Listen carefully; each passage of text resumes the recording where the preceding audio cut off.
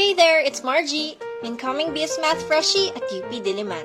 Ngayon, pinababalik kami for our admission slip and CRS account.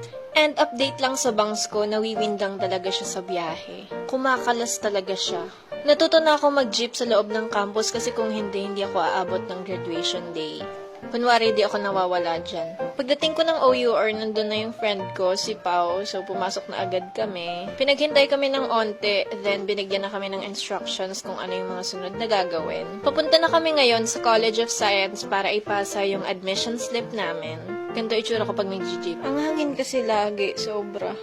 Ayan, lakad-lakad kami, kunyari di nagsisisi kasi malayo pa yung binabaan namin. Natuwa kami sa vibes ng College of Science kasi yung location niya, low-key lang. Tago, malayo sa kabihasnan, para kang nasa Encantadia.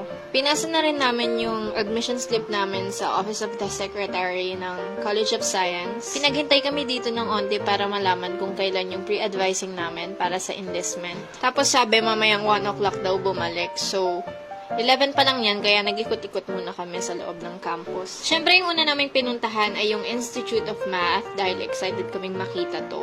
Tapos, pumunta na kami ng Sunken Garden para kumain. Tapos, syempre, quick-quick lang yung afford namin. Tumatalon pa. Tatapon pa yung suka.